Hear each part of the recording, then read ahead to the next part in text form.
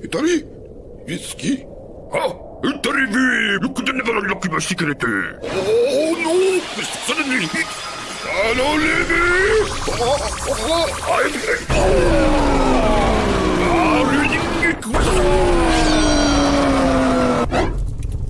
Let's begin. Indeed.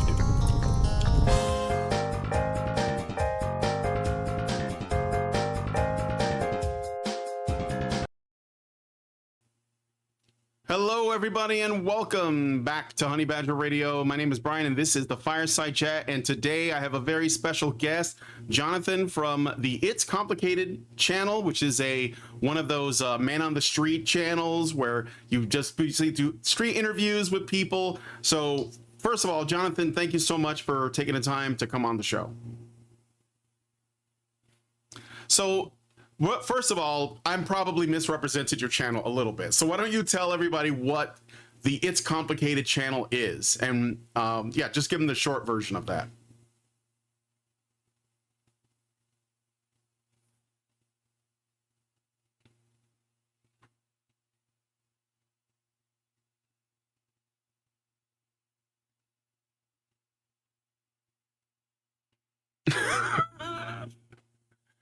Maybe you'll learn one day. Yeah.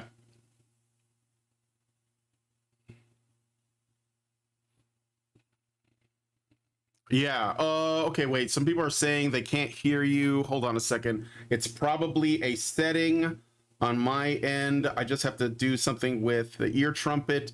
Could you say a few words? I'm gonna move the audio to the right place. Yeah, so I see where the problem is. It should be here. Check. Okay. Yep. It's good now. Okay. All right. Yeah, it's good. Okay. We're good. So let's do that. Run that back. So what is the It's Complicated? Sorry about that, guys. This thing is a pain in the butt sometimes. Okay.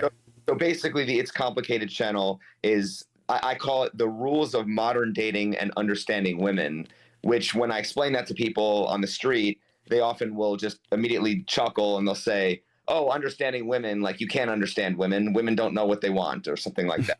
So that's kind of just a good way to create some engagement, I guess. So yeah. So what inspired you? Like, why did you decide to do this? We were talking a little bit before the show, and you're in California now. You're originally from Jersey. You went to California to go to film school, right? Sorry, Vegas is where I'm currently located. Oh, Vegas is where you're at. Okay, you're on the West Coast, though. Yes. Or at least westward. Yes. So what's the story? Like, how did you come to make this content?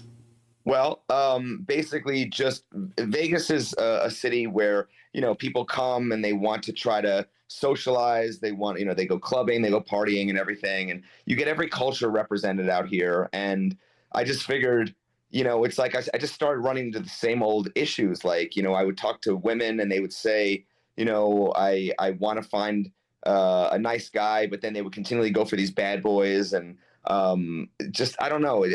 I started noticing a lot of contradictions between what people said that they wanted and what they actually responded to. And then, I started, observing like, MGTOW content. And I said, okay, like what I'm hearing about women, a lot of this stuff is making sense. And so I just started formulating these questions and saying, okay, well, how would women respond to this or respond to that? And the channel kind of started where I just went out on the street and I just started having like long conversations with random people, women and also men, and just ask them about their experiences. And, people who were on vacation would stop and talk to me for 45 minutes. And I'm like, wow, people actually have a lot to unpack here and get off their chest. And I thought that was really quite flattering that people would be so giving of their time. And it almost started as almost like a street therapy session, When were you like looking for a girlfriend or something at the time, like when this was starting to happen? I mean, whenever I would go out, I mean, obviously I would, take notice. I mean, there's beautiful women all over this town and you can't not notice them. But it's like, I just noticed that women tended to be very kind of standoffish. Like, you'd approach them and they seemed like they didn't want to be approached. And so I was just like, why would you even go out to be social? Why would you even go out socializing and not be social? Like, women just kind of wanted to stick to their girlfriends, and they just weren't very welcoming or very approachable. And so I was thinking, well, we know when women don't want to be approached, it's very obvious. When is it okay to approach a woman? And I even did an episode about that called Being Approachable, where I asked kind of like, okay, women will say they want to go out to clubs only to dance and not be approached by men. And I'm like, well, why don't you just go to gay clubs? Yeah. Well, yeah, right. Exactly. What was your view on relationships? What was your perspective or your beliefs about relationships before you started doing this content? Well, I mean, we have this kind of like blue pill mindset where, you go out and you're going to, just find the right girl. And, I don't know, maybe we're all told we're going to meet some girl in high school and, maybe you'll marry your high school sweetheart or something like that.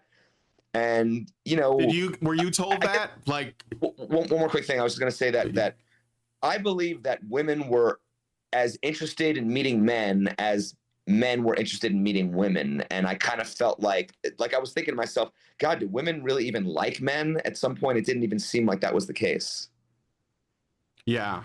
But before you bought into the idea that, like anybody, like, oh, there's somebody out there for everybody, and you just get out there, be confident, whatever, and you'll find someone. And it was just sort of like a belief that everybody held, right? And you probably believed it too. Yeah, and then eventually, every guy, once he starts going out into the field and doing this kind of stuff, they quickly learn that the dating pool is not in their favor. And then we're told we have to basically learn game, and we have to, kind of put on this persona. We have to, act confident, and we have to dress a certain way, and we have to almost put on a performance. And, I've even asked this question even to I don't just question feminists on my channel. I'll also question dating coaches, and I'll be like, okay, what is the difference between seduction and manipulation?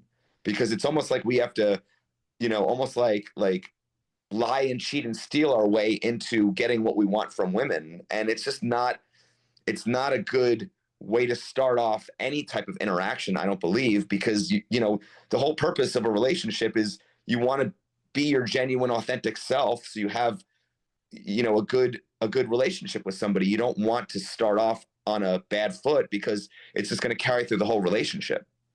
Yeah, unless of course the goal is just to get laid, which I think a lot of these guys, like, if that's all you're interested in, you're not thinking about building anything with somebody, then maybe there's some utility to that. But I think it's good to ask the question, because basically game is, if you're not being authentic, it is not just a manipulation, but it's also like a self-erasure, because you're basically saying who I am as I are, as who I am as I am is not going to be good enough for whatever reason. So I have to at least posture like I'm someone of higher value than I am. It's like the old, I think it was Chris Rock may have had this. He made this joke on his stand-up once where he said that when you meet someone, like on a date, you're not meeting them, you're meeting their representative. True. Yeah. And like over time, you start to see who they really are, But at the same time, a lot of times if you're not escalating and using these strategies to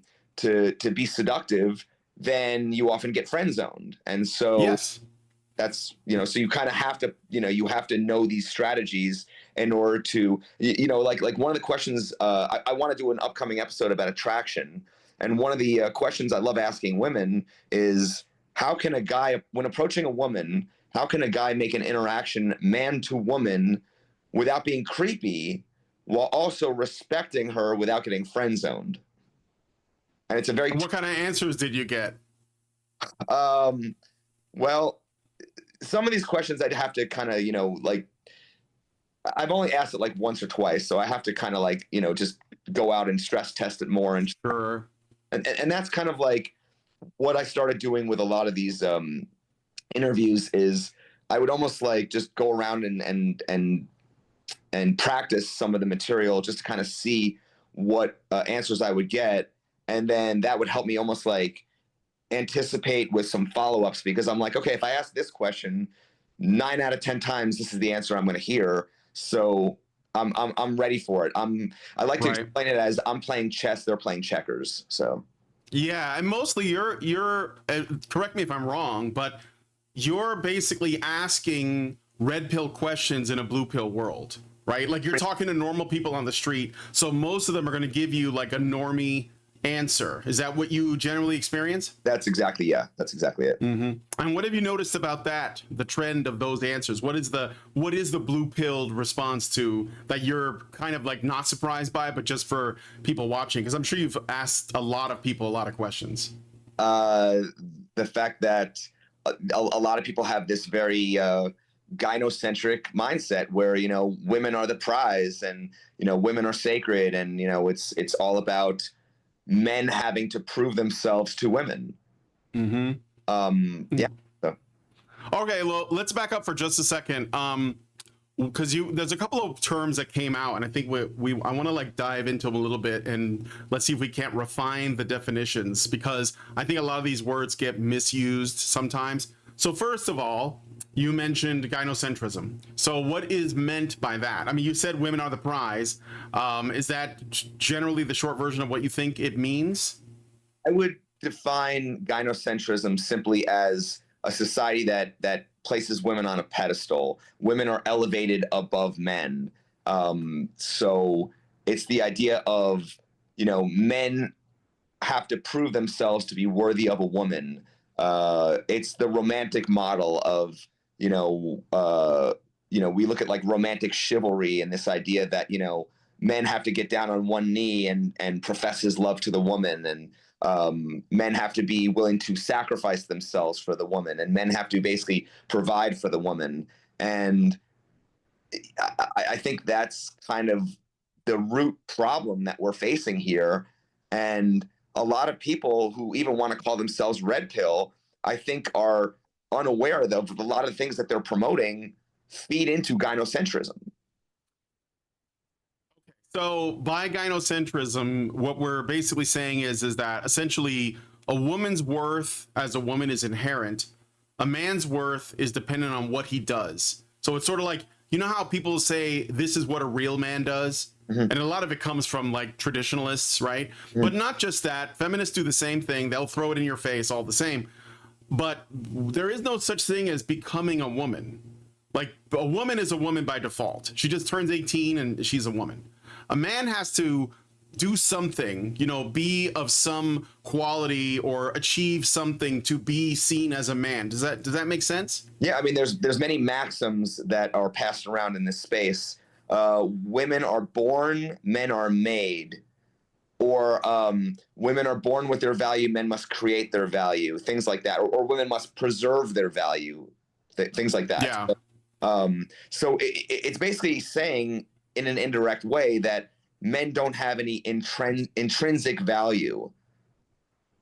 And so it feeds into that kind of male disposability thing that I think is dehumanizing of men. And that's something that is a big problem that is not addressed nearly enough in the manosphere. It's almost like you're just accepting these terms and saying, okay, now we have to navigate this problem rather than let's fix this problem. Yeah. Okay, I want to say real quick to the chat. So first off, if you guys want to send us a message, I will read it on screen. Send a super chat or a Rumble rant or a super chow by going to feedthebadger.com/just the tip to send us a super chow. I see people in the vertical chat asking if I take questions in live stream. Send them as a super chat or a super chow and I will take them. But I do see your chat. I just don't want to spend a lot of time reading the chat, but I appreciate you guys being here on stream and I am looking at your chat. All right, but anyway, so men are human doings and women are human beings, right? So okay, so this, when you say because you mentioned the red pill or the manosphere, how do you define that? What's the red pill? Is that different from us? We're called MRAs. Is that different? Is that the same? Well, there's many different voices in the space. I would say that the manosphere is kind of like the umbrella term that encompasses all the different voices in the space. But, you know, there's MRAs, there's MGTOW, there's red pillars, there's obviously the different factions of the red pill. There's black pill, there's purple pill. There's even Sure. there's even a new growing term that actually was the inception of it was actually on Shah's channel. Shah is a friend of It's Complicated, and basically shout out to him. He on his stream, they a lot of the concepts that they were discussing kind of got, I guess, encapsulated, if you will, by this new term called the gold pill. And the gold pill is just this new, it's almost like what we would describe as a paradigm shift, where we're almost like saying that it's, in its simplest form, a rejection of the romantic model and the idea that a woman should be expected to bring some type of financial contribution to a relationship instead of expecting the man to be the sole provider, and almost see him as less masculine if he doesn't take on that burden.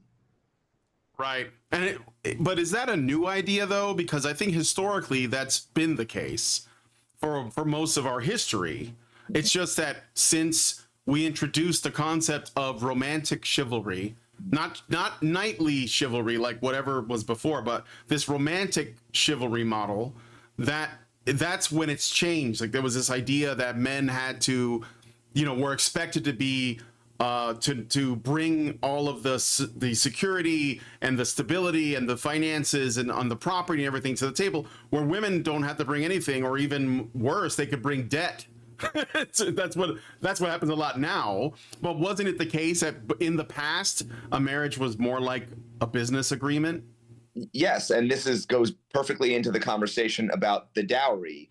And the dowry was basically, when you had these arranged marriages, there was basically the dowry system where women were a dowry basically refers to money or property brought by a bride's family to her husband on their marriage, and it was a pre-mortem inheritance from the bride's father that would be used to kind of set. It was a conjugal fund, and it would be used to set up the new household. And I did an episode about this, but I was inspired to do it because Shah was somebody who did a lot of the research on just the history of dowry, and also there was another concept called bride price or bride wealth. But marriage was looked at as it was a marriage transaction, and so what I started to come up with is questions about how did we go from this dowry system to this romantic model, and came up with questions like, okay, if women have always been the prize, why did the concept of a dowry ever exist in the first place? And why is it that women brought more to the table when they weren't working and bring less to the table now that they are working? And so these are important questions to ask. And what I think is especially interesting is now you have all these tradcons or traditional conservatives who are pushing this idea of traditional marriage today, but they're going off of a 1950s model instead of the way that marriage was done for thousands of years through United Christendom. And they have this kind of like this idea that they just never bring up the concept of a dowry. And I'm just very interested to find out why. Is that just out of ignorance, or are they kind of just, if I had to guess, I would say it's ignorance more than anything. Mm-hmm. Because I think a lot of people who call themselves trad are just feminists from like 30 years ago. So I think that feminism is the water we swim in, and it just depends on how deep you are in that ocean. Like look at Tomi Lahren. I don't know if you know who that is, but she's like a female conservative commentator that went on this whole thing about like, men aren't stepping up to the plate well enough, and the pickings are slim and all of this. And she had no answer for like, what is it that you bring to the table? Because so yeah, the thing is like, I don't think there are really many trad cons at all. I think that there are people who call themselves that, but they're still feminists from the 60s. And a lot of them, if you ask them, like if you really challenge their beliefs about women, or at least the dynamics between women and men, or whether or not the feminist movement had, you know, a utility at any point in history, they'll all fall back on some older wave without questioning the root of it itself. And I think that part of the reason why we're living under this, it's not even a romantic model, because men and women are not pairing up, you know, like it's actually, I think that ever since we introduced that, if you look at, and I mean, I don't have the data in front of me or anything, so this is my instinct speaking here. I bet that the dramatic increase in things like divorce and child custody battles and child support and alimony, there is probably a correlation between when we stopped, you know, essentially like marrying in our own communities to people who we knew very well, who our families knew really well. If you think about not necessarily before the internet, but before dating had gone really like out there, and most of it was like pretty contained. Like, you know, a boy and a girl know each other from school. They only knew people in their own little town. They married who they were close to. All their families knew each other. They already vetted each other, and that would be like the impetus for that. And in some communities, like today, that still happens. Like if you go to like, you know, where the Amish are, or like the Mormons or something like that. So it's not like it's gone away. Even where I live, you know, there is a lot of that where people, you know, like, oh, I just knew her my whole life and we're going to get married, and they would just do that and there'd be no issue. So there must be like something about modernity that is doing this. And I think that a lot of tradcons, especially the ones online, they're not tradcons at all. They're just feminists. They're just like second wave feminists, you know? 1000% agree. And I saw this debate with Tommy Lauren and Andrew Wilson, who's yes, and basically he was calling her a covert feminist. And I've been aware of this. I did an episode at a cowboy convention called Undercover Feminists. But yeah, I mean, basically they're cosplaying. But yeah, but to go a little bit further on that point, if we're able to identify women as, you know, these tradcon women as covert feminists, why don't we go a little bit further and realize that when tradcon men say the same thing as tradcon women, why aren't they also labeled covert feminists? I wouldn't even call them covert feminists. I would just call them feminists. Or feminists. But yeah, I would just call them feminists because that's what they're doing. But the issue is, why are we only calling out the trad women for being feminists and not the trad men for also being feminists? They're saying the same thing, essentially. Yeah, I mean, we do on this channel. We call that out all the time because those men, well, they're just blue-pilled. Like, that's kind of like ultimately, like if you're a blue-pilled person, then you're a feminist, because feminism is, like I said, it's the air we breathe, the water we swim in. It is our world, right? As it is. That's what it's like. Gynocentrism is a really useful tool for feminists. That's why sometimes, like when what a trad claims and what a feminist claim, they're very similar because they work in tandem. Like there's no real difference between them, except, you know, I guess like the paint job, because they call themselves something else. But I mean, like, you know, a person can say that they're a woman, but that doesn't make them a woman. A person can say they're not a feminist, but that doesn't mean they're not, right? Yeah. It just comes down to what they actually believe. So yeah, well, obviously, feminists and tradcons are basically, what's the expression? Are two sides of the same gynocentric coin, basically.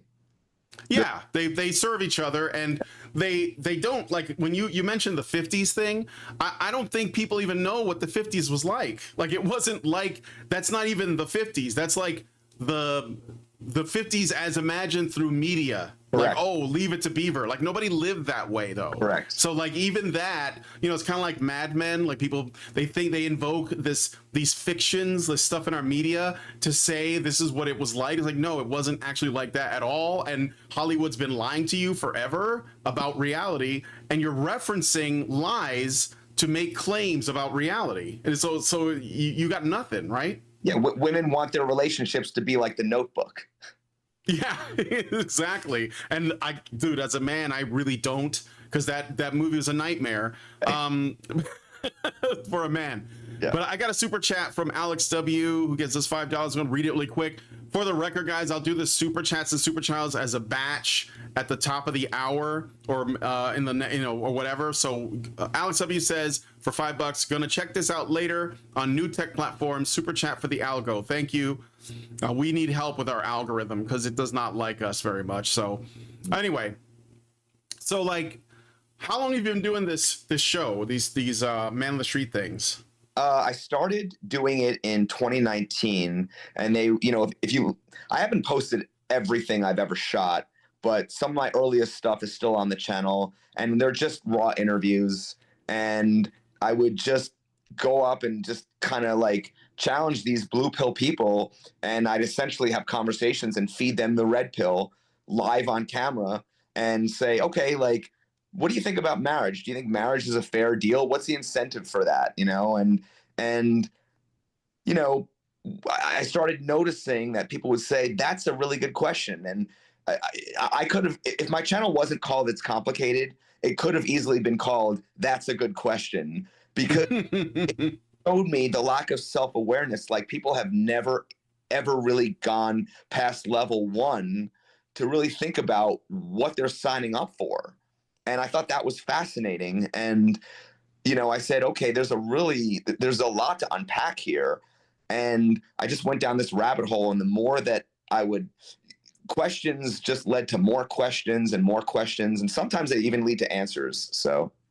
Yeah. Yeah. So you've been doing this for about 6 years. Yes. Have you noticed any shift in the kind of like general responses that you get over that time? Absolutely. Yeah. Absolutely. The fact that, I think that this manosphere has almost gone through this collective red pill rage stage where now, you just see all these viral videos all over the internet from all these podcasts, which, some of them I have mixed feelings about them, but we obviously can see that. Like which one? Like the whatever podcast kind of a thing? Podcast, and there's like the Fresh and Fit podcast and a lot of, and you'll see these viral clips where we see that women are asking for 300K, these super high status guys that just, we're starting to see a collective pattern of women just being delusional on these shows.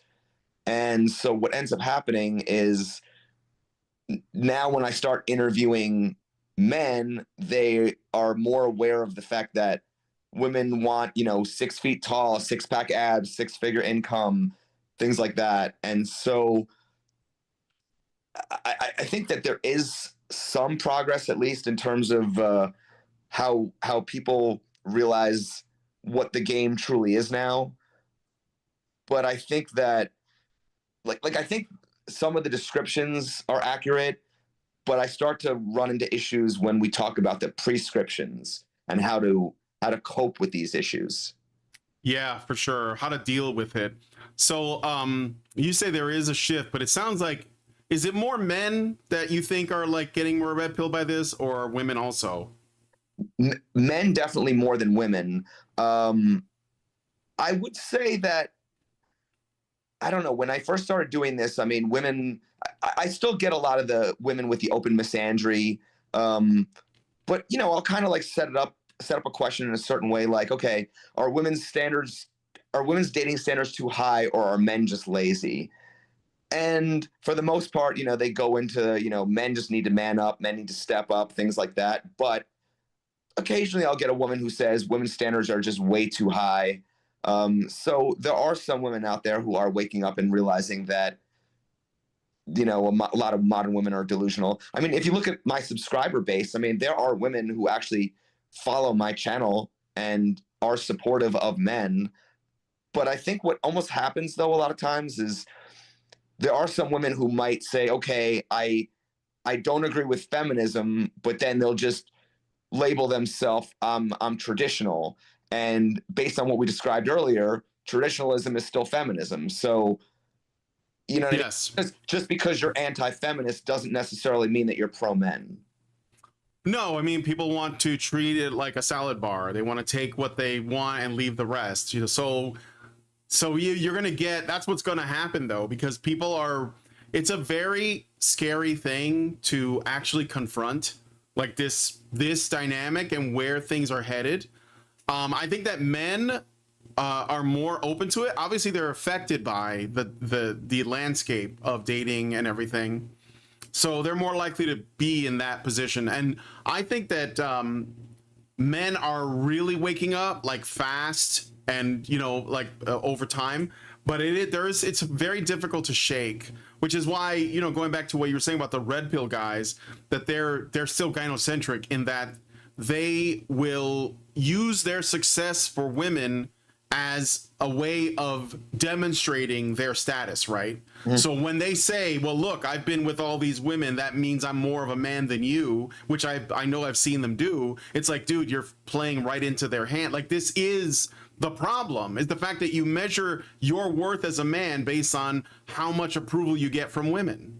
That's just like a male feminist that would, go out and say, well, I unlike those misogynist guys over at the whatever podcast and Fresh and Fit, I respect women. They're playing the exact same game because they're measuring their worth based on how women are affected by them. Do you see what I'm saying? Of course, there's this term called hoflation, which the meme goes, men today have to work 5 times harder than their grandfathers did for women 20 times worse than what their grandmothers were. And yet these guys are giving the same prescription that men need to boss up and increase their value. And I'm saying, okay, so aren't you just feeding the very hoflation problem that you're complaining about? Yeah. And again, they probably say they don't care because they're still kind of in they have their own hedonistic problems that they're wrestling with. So yeah, that's the issue. So have you ever had any like negative confrontations with people doing this stuff? Well, I try to keep my tone very non-judgmental and not accusatory, because I want people to feel like I don't really care what you believe. I just want to know why. However, there have been a couple times where people have gotten triggered. I mean, there's obviously sometimes the most viral stuff is when it's a heated, blood sport debate. There was one time where this girl was just yelling at me and it just went back and forth. There was another time where she was a feminist. There was another time where I actually triggered this cowboy during my undercover feminist episode, where I would ask him follow-up questions, and he just got triggered and said, look, I'm not going to argue with you. You're asking for my opinions, and I'm not trying to have an argument here. And I said, well, look, I'm just trying to go a little bit deeper and find out why. But I would say, as far as like the time where it got really out of control, there's an episode I just said, it's complicated, gets attacked. And I was interviewing this girl, and these 3 guys who were just, I don't know, they were just trolls. This one guy, he's actually wearing a GoPro in the footage, and he just comes up and starts calling me, whatever, like I abuse children, and I, all sorts of just accusatory things that were just absolutely not true, and getting in my face. And I just started recording the interaction. And this girl that I was interviewing actually defended me, which was kind of funny. But yeah, that's on my channel. It wasn't really anything that had to do with like, I was interviewing somebody and then they just got triggered. These guys were just trolling me. But yeah, sure. That's and they were also trying to they were recording this on their end. Yeah, I think they were like clout chasers, like almost like kind of like Jackass style, where they just wanted to just right. Create a scene and record it and try to create a viral moment or something like that. So yeah, and that was in Vegas too. I'm sure there's a lot of act that goes on in these big cities. I'll tell you this: Vegas, especially the Vegas Strip, is one of the hardest locations to film in. I mean, yesterday I was out and I was trying to film this one girl and get this interview at 2 a.m, where I figured, okay, there's not a lot of street performers, there's not a lot of cars on the street, but there was construction and jackhammering going on at 2 a.m. Always under construction, and there's always noise, and it's really hard to just. The hardest part of my job is just trying to find a quiet area where I can record just some clean dialogue. Yeah, I bet. So I got a Rumble rant, and I was gonna bring this up to your attention too. So I'm glad that NobaFan put this through. NobaFan21 gave us $1 on Rumble and said, "At its complicated, some studies have been showing the youngest generation of women have become more progressive than past generations of women. Have you seen this more reflected lately?" Well, I mean, I definitely see that. I think that men are leaning right and women are leaning left. And I think that I've said this before. I think that the gender divide is almost like a mirror for the political divide. And I think that I did an episode. It brings up an episode that I did called Economically Socialist, Romantically Capitalist. That's what I think women are. I think that when it comes to dating, women want a meritocracy. They want the best and most qualified. But when it comes to everything else, they want equality and fairness. Mm-hmm. Or, they want they want socialism when it comes to the job market. They want the standards lowered for them. And that's the thing. It's like why don't we have dating socialism for men? You know what I mean? Why don't women lower the standards for men? But you know what I mean? So yeah, that was kind of interesting there. So yeah. Well, actually, the truth is that men have only moved slightly right. Like it's just like a slight movement away from progressive, and women have gone super far left. And you're right about the political divide. And I've been saying that for years. I've said that the reason why we have two wings is because we have two sexes, and one of them is more concerned with security, that's women, and one of them more concerned with liberty, that tends to be men. Not an absolute statement, but I think in general, if you look at what men tend to value and what women tend to value, what women tend to value lands more in the security and equality camp, and what men tend to value lands more in the freedom and meritocracy camp, right? And I also think that women benefit from wanting bigger government because government has basically replaced men. Women don't need men anymore as providers because now the government provides for them through the welfare system. And exactly. Yeah. So yeah. Okay, so NobaFan sent another Rumble rant. Thank you, NobaFan, for $1, and he says, "It's complicated. I keep hearing feminists say it's only gotten worse for women as time goes on. Like in terms of women are more oppressed than ever. Does this attitude reflect your more recent interviews? Have men become more misogynistic for you?" I think that that could be perceived, because I think that a lot of the problems with the red pill or the manosphere is that it sometimes comes across, or it could be perceived as a male supremacy movement. Like we're trying to basically reinstate patriarchy and a patriarchal structure where, we want women to go back to the kitchen. We want women to go back to the way that they were before feminism.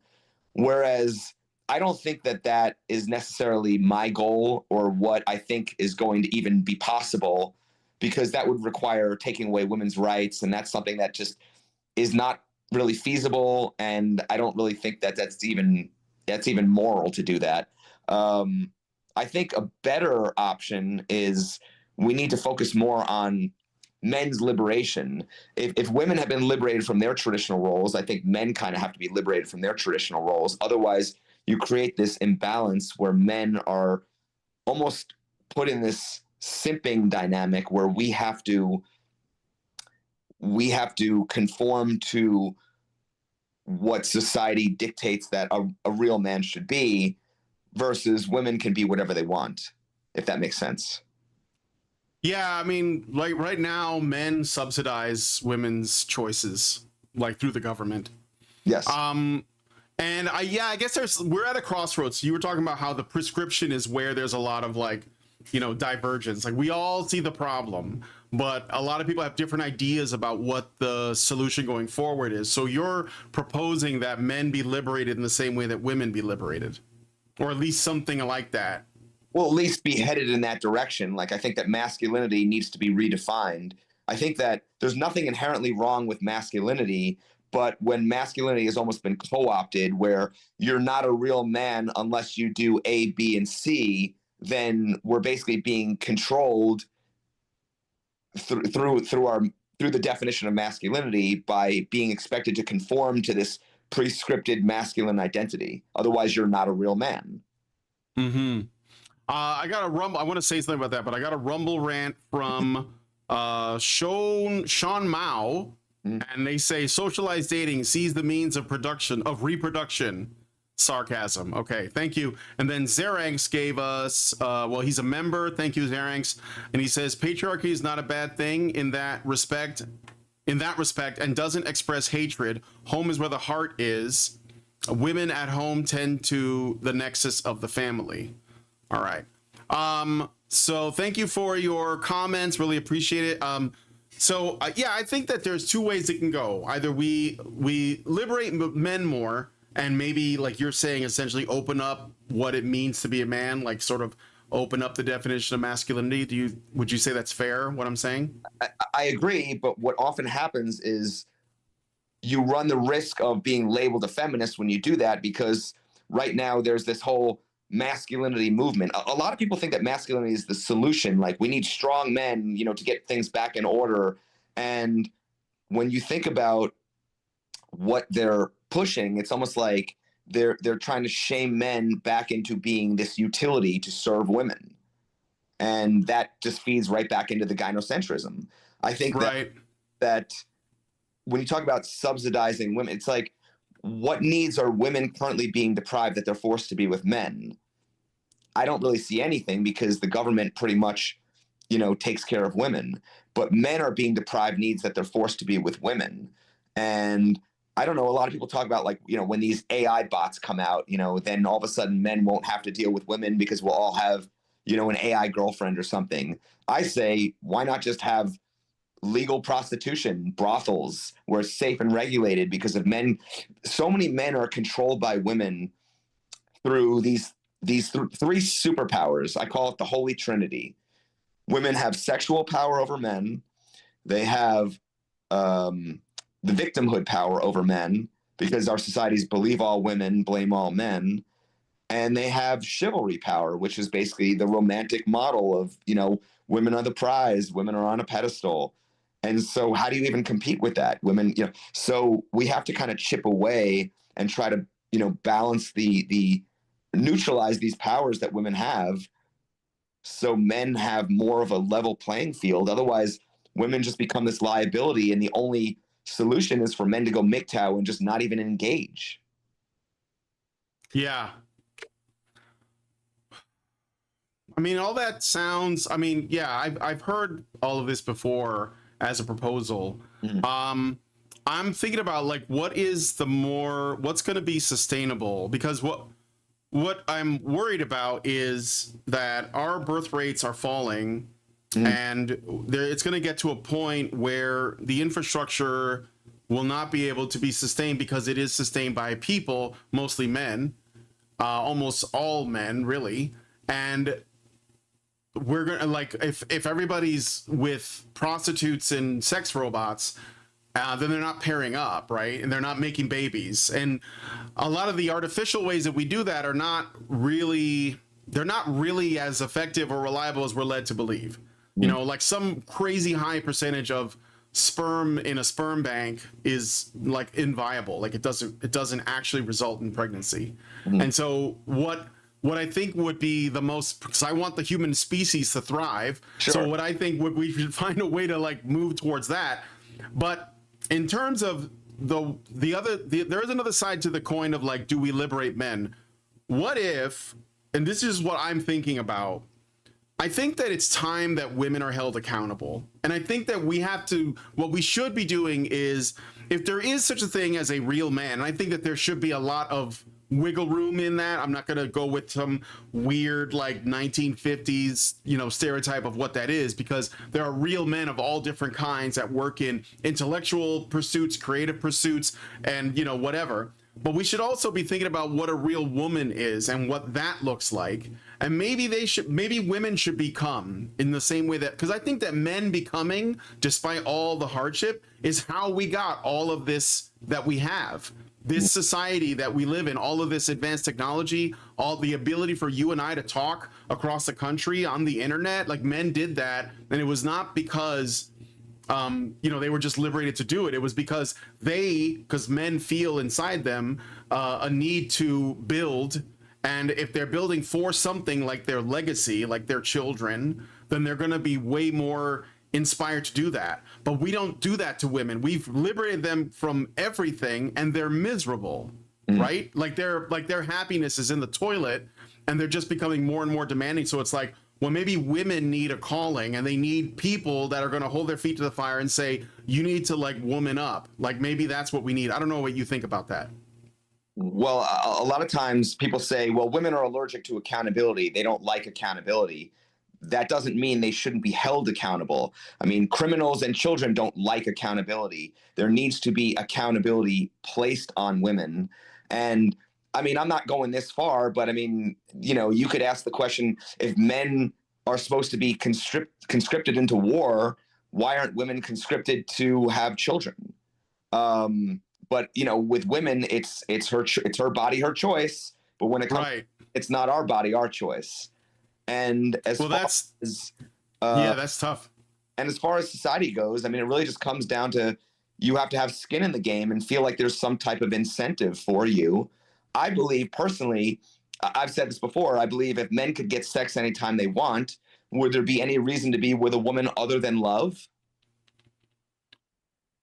So maybe relationships would be better. I don't know. I mean, I heard in Japan, brothels have saved marriages, things like that. I'm not sure because, if you're stuck in a marriage and it's a dead bedroom, I mean, I don't know all the details on that, so I don't really want to speak too much on it. But sure. I'm just saying that it seems like women aren't really interested in the greater good of society. They're just interested in their own personal happiness and freedom. So I mean, I think they are right now. Like I said, they've gone like farther, like super progressive in this last generation. Right. But they are also starting to, like, I don't know if you've seen this, but there's been like a spate of articles, thought pieces, and they've been going like steadily for a while, but they've really ramped up recently where it's like, please men come back, where are the men, And I knew this was going to happen. I called it back when I started doing this. I said that if enough men go MGTOW, and I want to talk a little bit about MGTOW because I think it's a very important part of this. Women will suffer, and then when the suffering reaches a certain point, they will probably start to, hopefully look in the mirror. No promises. We don't know, but like that's kind of like there's only two ways that's gonna work where women start to correct their behavior or at least like analyze it. One is if other women call them out, which I think is because men don't really have the power to do that. So other women will have to call them out, which I am starting to see, or if they are lonely enough and they start suffering and they start getting baby rabies and all of that, because that is what happens is a lot of these millennial women, for example, that was when this really started to go off the rails, was when the millennial women, they are now getting into their 40s and they're like, I'm alone. What the hell? I'm very unhappy. I want to fix that. But unfortunately, a lot of them are not going to find anybody, right? Because it's too late for them. So maybe they'll start to like call each other out. So that's the one side. But the other side is if enough MGTOW check out, they'll suffer. And they'll suffer because they're alone. So well, a couple things about that. First off, I was thinking if 80% of men are already invisible to, if 80% of men are already deemed invisible to women, then taking yourself off the market, is that really going to have an effect if you're already invisible to most women anyway? However, a lot of women still, I'm very skeptical of that because when women want men to come back, they essentially just say they want men to come back and be utilities. So, if we come back, we have to come back on different terms. If we come back on the same old terms, then we haven't made any progress at all. The other thing is the fact that when we're talking about, the lack of awareness of women to even, self-analyze and understand like, okay, what's going on here? What about all these people in the mainstream media who are, I've seen countless news stories about people saying men are struggling, and they just have no awareness to why men are checking out. They just say, Yeah. well, men are weak, and men would rather stay home and play video games and watch OnlyFans or whatever men choose to do. But they're not asking, what is it that the women are doing or the society is doing to drive men to check out? I think that in the mainstream, for sure, they're asking the question. They know that there's a problem, but they're unwilling, and I think it's moral cowardice to face why this is happening. And one of the ways they avoid it is by not talking to men directly. Bingo. But what you're going to see is in the mainstream, like like your 3-letter news agencies or whatever, like the big mainstream legacy media outlets, they're going to continue to ignore the problem. And if they do get a man on to talk about it, they're probably just going to shame him for not manning up enough. But on the growing alternative space, there are conversations happening. Now, the people, like, I just saw like a long debate on, do you know about the channel called Diary of a CEO? Yes, and I just saw that. You saw the feminist debate that they had about men? Yes. And so like that, okay, so not very far along. They don't get it yet, but they are talking about it. So I do think that it's getting to the point where they can't really avoid the topic. So like we gotta have to talk about this, but they're just unequipped to talk about it. And what I'm hoping for is that it will get to the point where somebody that actually knows something is going to be on. But I think that they're still stuck in this mindset of, if we actually have to listen to what men actually think, they might say something misogynistic, and that's the last thing we want, right? And I think that that's just a silly thing to go on, because I don't think misogyny exists. Yeah. I don't. I think that men get frustrated. Like, for example, why do you think, here's something that I wanted to bring up before. If MGTOW are actually removing themselves from the equation and they're just not interacting with women, why do feminists, or just anybody for that matter, but I just say feminists because I'm applying it to everybody, why do they still insist that there's something about them that's evil when they're actually not putting themselves around women? Like, if MGTOW are dangerous to women, but they're not around women because they're checking out, right, why do these people still shame them? Great question. I don't know. I guess it's just because the entitlement of, seeing men as utilities. And if you're not serving women, then, yeah, I mean, obviously, if a man puts his own needs ahead of women, he's going to be seen as selfish. Better example. Why is it that society will shame men for going their own way as a MGTOW, but it celebrates women for being an independent woman? Doing the Sex and the City thing, which I just saw an article about. That was like American women are, basically like checking out of, like, they are finding their happiness without a man or something like that, right? Which, by the way, has been promoted for a long time. Like, this isn't like a new thing. And you're right. I mean, because ultimately what it is about MGTOW that these people hate is that they can't control them anymore. They can't put them in a position where, because what ultimately they're saying is, we don't want you to leave. We want you to stay around women, but we want you to not want to be around them. We just want you there. We want you to be serving us without expecting anything, right? I think MGTOW, honestly, is the most effective, because men have to protest in some way in order to make any difference, because I think that they all require men's participation. Like, I talked about this on a recent interview. I was on Just Pearly Things, and I talked about the fact that everyone is exploiting lonely men right now. I think that the male loneliness epidemic is by design. Just follow the money. You've got feminists exploiting lonely men to sell them OnlyFans. You've got tradcons exploiting lonely men to sell them marriage, which is an unfair deal. And you've got dating coaches who want to exploit lonely men to sell them courses and self-improvement. So society is incentivized to keep men sexually frustrated and lonely because sex sells. I think that there's a lot of money to be made in men's exploitation and men's oppression. Yeah. And yeah. One other thing I wanted to respond to earlier also that you said, that's on my channel, I try to hit the streets and talk to the average man, talk to the people who actually have gone through these things or are going through these things, and try to get, give these people a voice, because on a lot of these podcasts or on a lot of the mainstream media, they're talking on behalf of men, or they're talking at men. They're not talking to men. And so I think that when we talk to people who actually are dealing with it or going through it, you're going to get a better representation. And that's basically what's not happening. And so I want to be able to offer something different in that aspect. Yeah.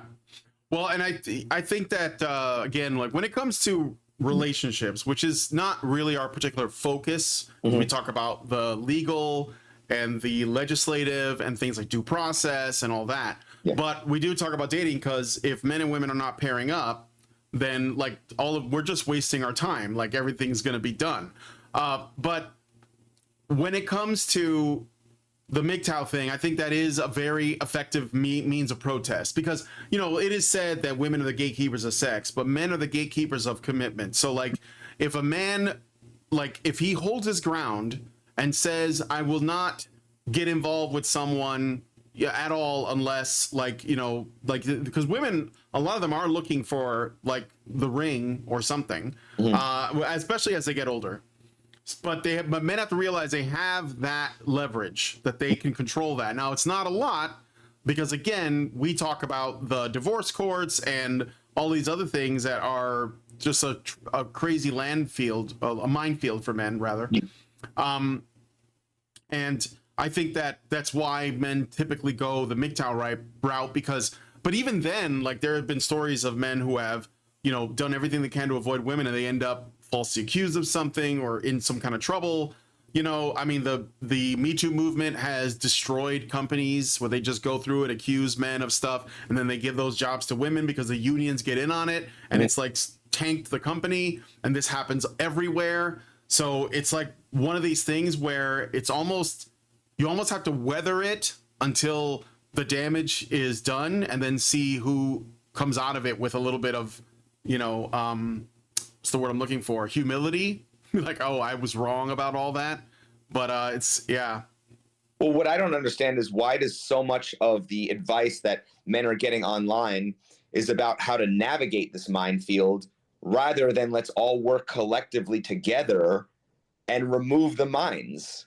Well, that's why I do this work that I do, because, I have spoken to, for example, there's a big problem in the military with the kind of like Title IX, Mary Koss.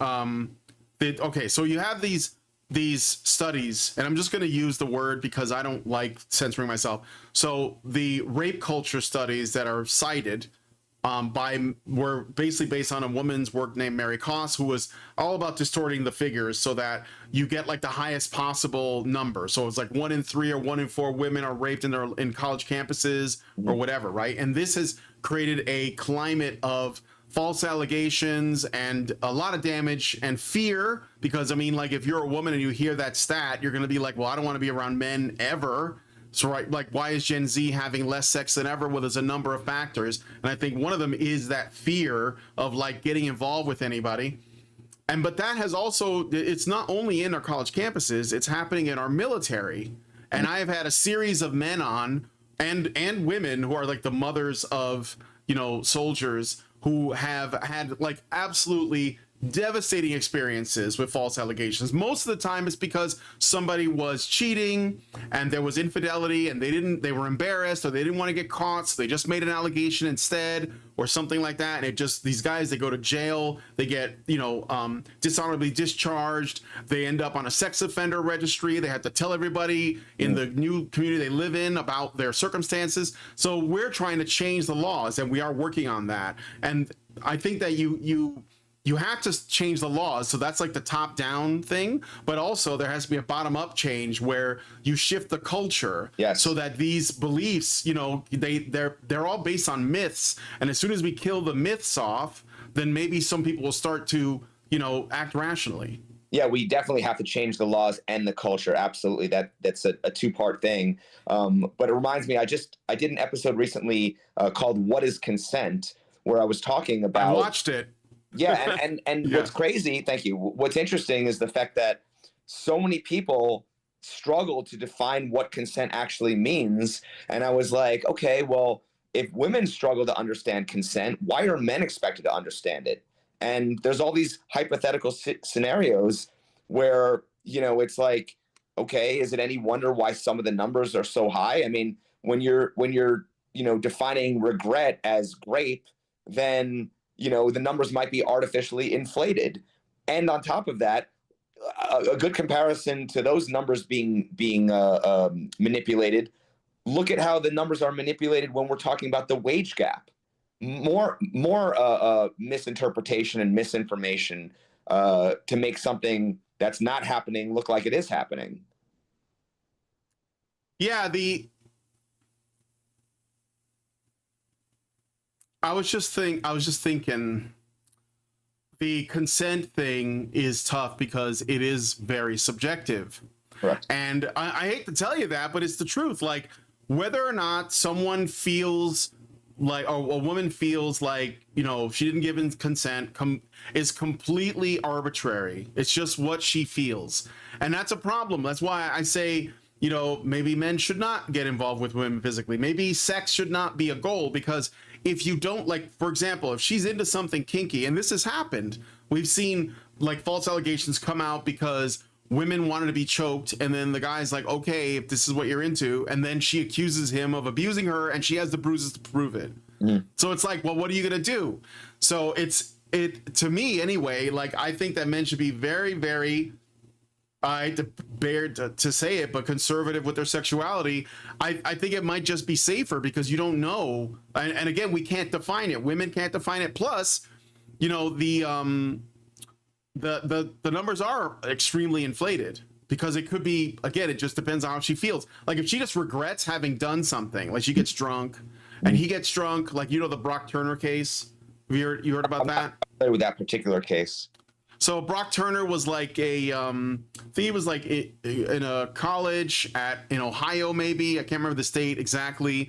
And he and a girl he was seeing, but she had a boyfriend, somebody else, but he didn't know that. And they got involved at a party. I think it was at a frat house, and they both got wasted. And, they were like doing foreplay, but like outside behind a dumpster or something. And she passed out, and he was like almost passed out. And these guys showed up, and they saw him there, and I guess they like kicked his ass and called the cops or something. And it turned to this whole thing where he was assumed to have raped her because she was unconscious and he was barely conscious. And it turned to a big like media circus, and there were people outside of his house with guns, and he had to like stay like in his home. It later came out that he was not guilty because they were both drunk. Yeah. And so it's one of those things. Okay, so if it's not consent, if somebody's drunk, what is it when they're both drunk and they do something? And what is it when, like, different people have different tolerance for liquor? So if somebody else is more drunk than is the person who's less drunk, the offender? And why is it only goes one way? Because if women rape men, we don't even call it rape. We call it sexual assault. It's not even at the same level. Well, I just did a short or a clip about this where I said, if it's basically I said, why are the consent laws targeting heterosexual men when the same situation in a gay couple wouldn't even be a crime? Yeah, they often like have sex when they're drunk or on drugs. Like, that's a common thing. I'm living in Vegas. It's a nightlife culture. Most hookups happen under drunken conditions. So I even asked the question, are we going to outlaw drunk sex? Does that mean anyone who's ever had drunk sex is grape? Like where do you want to take this? And I've actually done 2 episodes about consent. I did one like 3 years ago where I said, are we headed towards needing consent contracts? Is that where things are headed? And I even remember there was an app at one point, point, where you had to get people to give consent. And even if that's the case, like, why don't we just what determines what should and should not be spontaneous during sex? Do you have to have like a list of an itemized list of all the different things? Like, oh, well, we can do this, but if you do anal or I don't want to go too graphic, but the point is, it's absurd. It's ridiculous. And it is. And men are the ones who are typically expected to be the initiators. And it's like playing with fire. It's crazy. Yeah. I mean, like, why can't we just have a common sense, evidence-based set of rules for this? Or is it possible, like on the other side, like you're on the side of like, let's make more liberation, more ability to access, like legally and safely with things like prostitution. Or we go the other way and we basically like become more like, was hookup culture a mistake? Should we be asking that question? Is the dating model like all wrong? Like, what's wrong? Because like, it's changed from like dating somebody that you went to school with or work with. Well, let me ask this for a second. Back in like the 60s, when we had that free love movement, it was essentially like a hookup culture. Mm-hmm. What about all the Me Too accusations back then? Why wasn't consent a huge, outrage back then? Why did men and women just figure it out? I think that it probably did happen, but it wasn't publicized as much. Okay. Because the second wave feminist movement definitely had, rape culture baked in. I mean, Mary Koss's study, I think, came out in the 70s. I don't know off the top of my head, but it was like something that was in the lexicon as being discussed at the time. I think that part of it was that at that time, you still dated people that you knew or like was in your community. And if you went to like Woodstock or something and you ended up, because that the free love thing was definitely going on. There were orgies and drug fueled escapades. I know like Charlie Manson had like a whole cult of people that were just, banging each other all the time. So I think that was going on, but I guess it just like, we didn't make it as much of an issue. And I think a lot of it had to do with that. Maybe the men weren't complaining. Maybe the mindset was that if you were a man and you got raped by a woman, you were just lucky, like that was, and that's still kind of a mindset, right? Like sure. When you hear these stories of school teachers that prey on on the students, and then guys go, oh, that, or like, men and women alike will be like, well, he's just lucky. And it's like, yeah, but first of all, that's damaging to that child because he might grow up having a twisted idea of what consent is because he was treated that way. But also, like, not all these women are like super hot. Like they're like, they're like bulldogs. Like sometimes you get raped by a hand beast and like that. So it shouldn't matter either way. But I'm just saying, like, to just say, nice, like that's just kind of childish, And one more thing just to add on to this as well is that, it doesn't matter how high value or alpha you are, you get falsely accused. That's a legal problem. That's a legal issue. So this idea that, just self-improvement is going to fix all of men's collective issues is nonsensical. And I wish that there'd be more attention. It just seems like there's too much of the manosphere that's just focusing on self-improvement. Like they don't even talk about circumcision. Like, why are we not talking about real legitimate? We do. Yeah, for sure. Well, that's the thing. They're not concerned with men's issues. Like a lot of them are just trying to sell something to men. And the truth is that if we had our problems figured out, there would be no market for them to do that. So I have to ask, like, how many in the manosphere don't actually want the problem solved because it would make it to where like it's going to take a cut out of their business, right? So like they won't talk about circumcision. We do it all the time. And it's a very serious issue because again, the abuse of boys starts that early, right? So, but I was gonna go back to something else, and I was gonna respond to something you said, but it just like I just blanked. Sorry, I'm getting old. But let me see. Well, okay, so what do you want to do with your channel now? Like what kind of other stuff do you want to do with It's Complicated? Like other topics? Like, I mean, obviously. Yeah, like do you want to just keep doing the street things? You want to go to different places? I know that you've been to, it looks like you've done some events like conventions and stuff like that. Well, yeah, one of the best things about Las Vegas is that every culture is represented out here. So, yeah, I'm definitely, there's different topics. I mean, I can almost revisit some of the old topics because in some cases, I think that my mindset is a little bit different, or I've evolved and I can come up with better questions. But, I want to maybe interview some older people and talk about maybe their perspective on modern society based on, how things were, things like that. Yeah, older people, that could be interesting, especially if they're like together still. Yeah. Like, I don't know how much of that goes on in Vegas, but I know there's old women on the slots though. Yeah, but I've talked to sex workers, I've talked to conservatives, I've talked to all different types of people, and I would say, ultimately, I know I'm a dating channel, but I really think that I'm almost like a men's rights channel disguised as a dating channel, because I think that we really have to kind of change the laws, and we also have to change the culture. And I'm just trying to spread more awareness. And I think the first step towards any type of social change is awareness. So that's the first thing. And I'm trying to basically bring awareness to a lot of the issues that I think that other creators in the manosphere aren't necessarily talking about. Yeah. But I think that, obviously, if I had to choose, I suppose red pill is better than being blue pill. But then, there's, some people are just black pill and they just give up and say it's hopeless.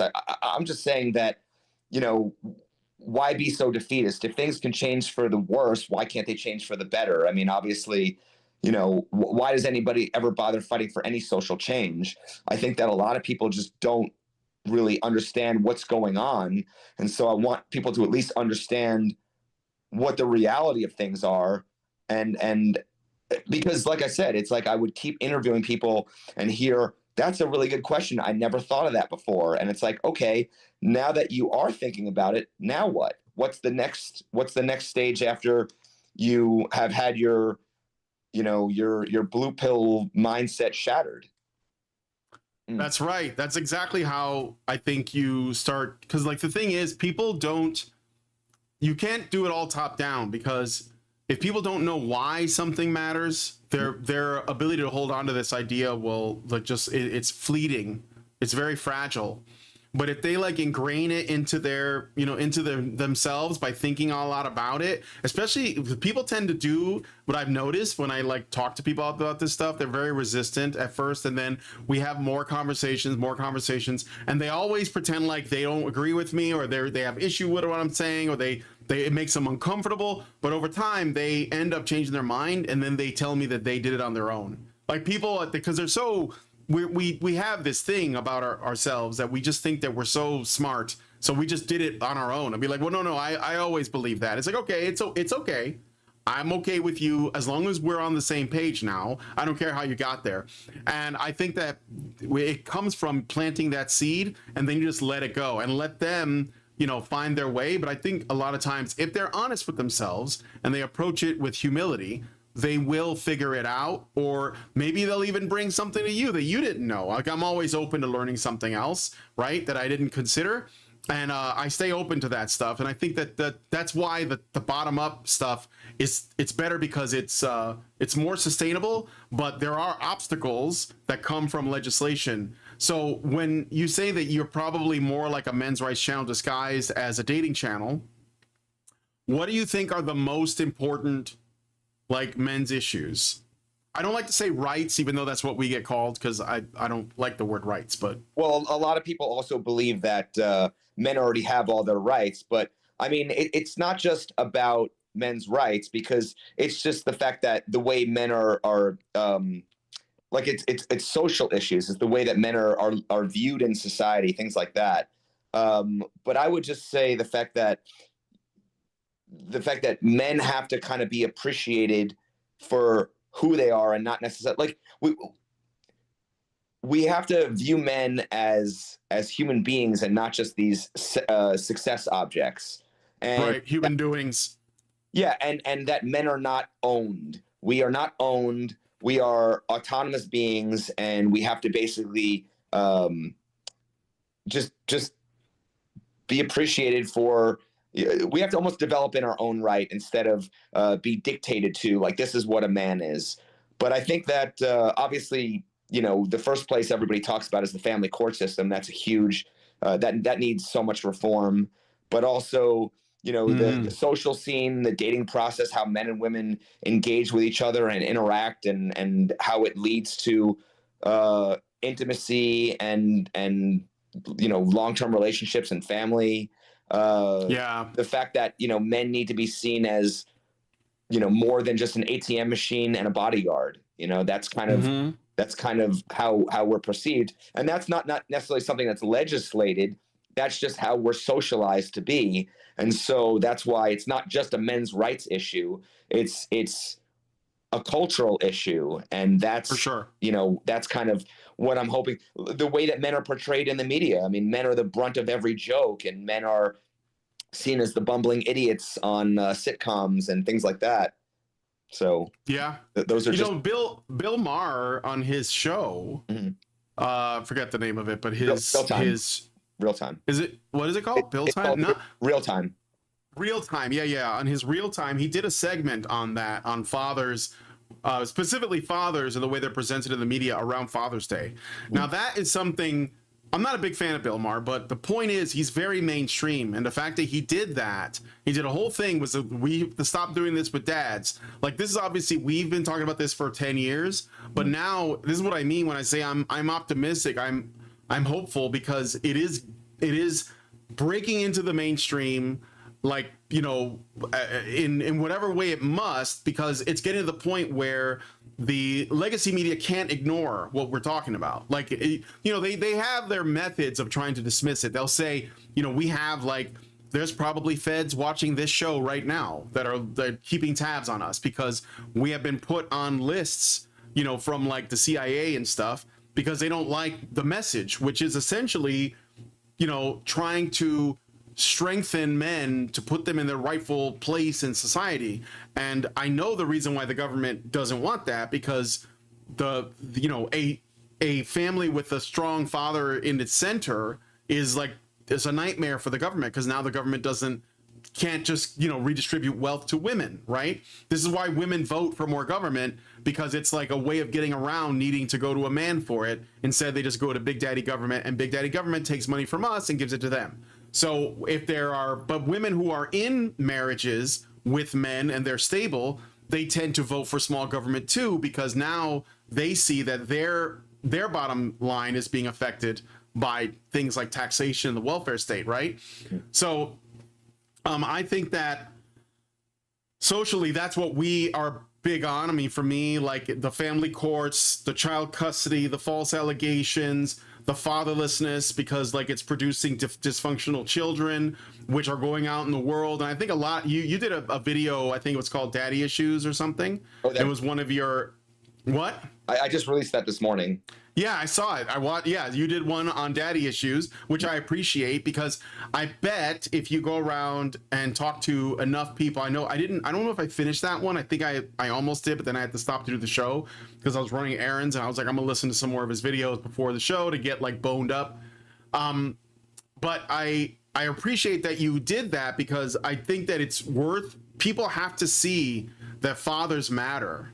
And so, like, if you take them out, there are effects, and everyone wants to talk about everything else except that. And the other thing is that when they do talk about fathers, and this is something that annoys me because it always comes from the conservatives, right? The quote unquote conservatives, they're not really conservative. They just blame men for not being present without understanding that most of the time women are excluding them from their children. It's not, you know, and they have the state to do that. Like they have the backing of the state to make sure, because what was the condition? You know, Lyndon Johnson, the guy so Lyndon Johnson was one of the presidents from like the 60s, and he put forward the Great Society, which was essentially the start of the welfare state. And there was one condition. It was like, we will give you money as long as there is not a man in the home. And that was what getting welfare was contingent on. So women were incentivized to basically keep their fathers away from their children so they can get free money from the government. And that's been going on since the 60s.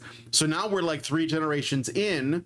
So you have multiple generations of people who don't know their fathers. So like, what kind of society are you gonna get from that? Which is why, for me, that's like the most important thing, is restoring men to the rightful place in the home. And for conservatives to just what they usually do is they just shame men and say, well, you need to take your responsibility and be a dad. But it's like, but these women are choosing men who have no intention of sticking around. That's like literally women are the gatekeepers to reproduction. They decide whether or not they're going to get pregnant and have a baby. They have all the tools. They have all the resources. They got abortion. They got abandonment. They got adoption. They got all these other things. And they choose to keep the baby despite the fact that they hooked up with a dude that's not going to stick around. And you can't shame that man into being like to sticking around. She chose poorly. Yeah. Like, you know what I mean? Like there are fit fathers and there are unfit fathers. If these women choose unfit men to be fathers, like this just happened to Fresh and Fit. I think it was Walter. Yeah, you know about that, right? Yeah. Not Myron, but the other guy, right? Yeah. He like knocked up some chick and she was like, oh, I don't believe in abortion because of my religion, which is weird because she fucked a guy and got pregnant by him. But okay, whatever. Yeah. I guess that's not your religion, but this part is. And, you know, now he's basically on the hook as per the Kanye song, you know, 18 years. Right. So, but the truth is that wasn't the kind of guy that was going to stick around anyway. And this is what I'm saying. Like when women reward a certain kind of man with sex, other men will look at that and say, I'm going to try and be more like that guy because that's the guy that women reward. Incentivize bad behavior, you're going to get more bad behavior. We're essentially blaming the individual men for systemic issues. Yeah, partly, yes. Like the welfare state. Exactly. And the only solution that people in the mainstream have is to just keep blaming men in the hope that they're going to like get in line. And the truth is that men are walking away. And I think it's a smart idea because they, at some point, they got to say, well, maybe women should be helping with this problem too. You know, like, and in some capacity. And I think it at least begins with them making smart choices, or at least saying, I don't really know, I need help. You know, like being able to say, I don't have it all figured out, I need help. And I think that men want that too. Like men, the Zoomers, you know, Zoomer men have swung pretty far right in terms of their beliefs, but they're still struggling to understand their masculinity because they're growing up in a feminized society. Like, I mean, like it just is, right? From school, through our media, through everything that we see in around us, what is valued, what is prized, what is celebrated, womanhood in all of its forms. Or if you want to like bring in like the sort of expanded definition of gender, it's every gender except men. Like every other gender, non-binaries, quasi-genders, demi-genders, etc. All of that, but not men. Men are the only ones excluded in every single instance. So what are men supposed to do? Right, exactly. And even when we talk about all the different genders, a woman, you know, there's so much confusion about what a woman is, but everyone can tell you what a real man is. Yeah, it's true. Yeah. But also, if being a man is such a bad thing, is it any wonder that there are so many men that are just saying, I'm going to live as a woman? Because I think that's another thing that happens, right? Like well, I know a guy, actually, he had him on as a Fireside Chat guest. Unfortunately, he asked me to protect his identity, so we had to take down his video. But he explicitly said, he's gone through the trans surgery because he wanted to live as a woman because he figured that living as a woman would be better. Now, I don't know how that worked out for him. Probably not well because he lives in Germany. But the fact is that the desire to do that should be something we should be like thinking about. Now, granted, that's an extreme example. Most guys aren't going to do that. But the fact that a guy got to the point where he was so ashamed about what he was that he said, if I live as a woman, my life will be better, even if I'm not really a woman, if I just look like a woman. And he's actually told me that people, you know, if they don't know that he's a man, they treat him differently. And then there was the opposite. Do you know about Nora Vincent? I was just about to bring that up, actually. Oh, okay, yeah. Self-made man, of course. Yes. This is again, like, this is something that people should know, but this is not the narratives that most people have access to. They don't understand that, you know, it's not what you think it is to walk a mile in a man's shoes. Well, that's the thing is like, occasionally, you brought up like stand-up comedians and stuff, right? Like Chris Rock, for example, will have a thing like only women, children, and dogs are loved unconditionally, but a man is only loved under the condition he provides.